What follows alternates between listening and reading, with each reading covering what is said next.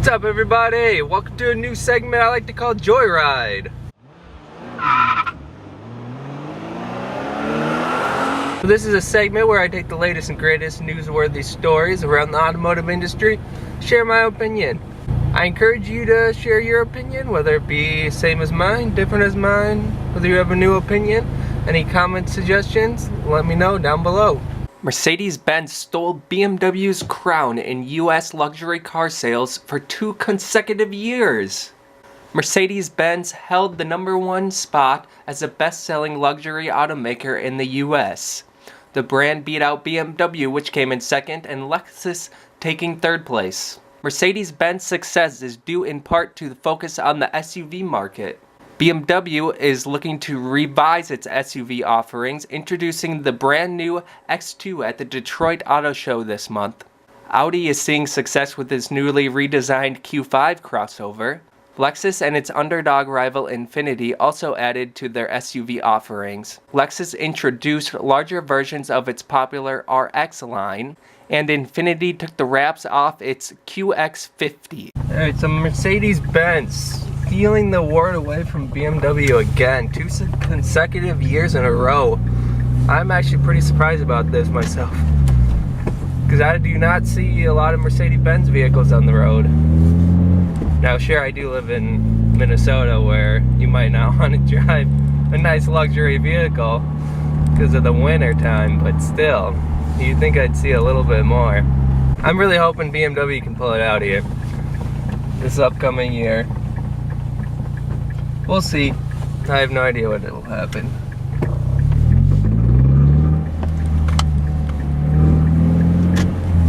The Ford Mustang wins muscle car sales race. The Ford Mustang, which saw a sales drop of 22.7%, but nevertheless blew its competitors away with a grand tally of 81,866 sales. Ford is expected to keep the Mustang's momentum going with a new billet edition model for would-be Steve McQueen's and a supercharged Shelby GT500. A redesigned Camaro is also on its way, and Dodge hasn't yet said if it's planning to outdo the 840 horsepower Demon. I wouldn't mind owning something called the Dodge Demon.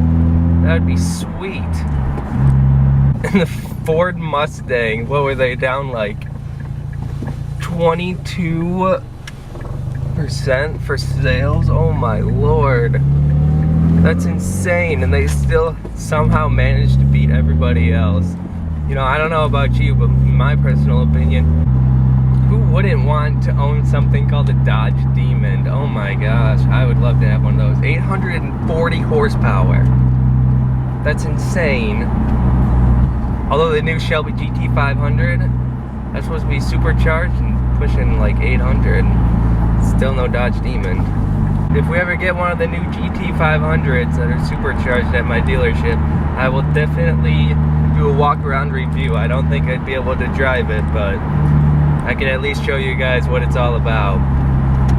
That might be pretty cool. Let me know if you want to see that video. The continuing downward turn in the US sales of the mid-size sedan may soon claim the Ford Fusion. Ford has canceled plans for a 2020 redesign of the Fusion. It seems most likely that the current Fusion, which has been around since 2012, will continue to be sold for a few more years without major changes. Sales have been declining recently as the Fusion faces stiff competition from others like the new Honda Accord and Toyota Camry. In 2017, Fusion sales dropped 21%. A new mid-size Fusion for the China market will soon be built. Ford has denied reports, however, that this new Fusion will come to the United States. The beloved Ford Fusion. We'll see what Ford does there. I have no idea, actually. I do work at a Ford dealership, but I have no idea. I would not get told if they're ever going to discontinue that, which they probably will. I mean, we don't sell a lot of them at our dealership, so I can see how that would happen. Warming up your car is illegal in Ohio, depending on how you do it. According to a law enacted in 2004 to combat car theft, being caught walking away from your vehicle as the motor runs could result in a minor misdemeanor. No person driving or in charge of a motor vehicle shall permit it to stand unattended without first stopping the engine, locking the ignition, removing the key from the ignition, effectively setting the parking brake, and when the motor vehicle is standing upon any grade, turning the front wheels to the curb or side of the highway. So if you have a remote starting vehicle, you're safe to warm up your car. If you park on the street and don't have a remote start, that's where you can run into problems with the law. So apparently Ohio has a law in the wintertime where you cannot warm up your vehicle if you don't have a remote start. That is ridiculous. I cannot believe that. The way I think about it is, it's kind of your own fault if you don't watch your car and somebody steals it. Like, what are you doing? That's pretty crazy.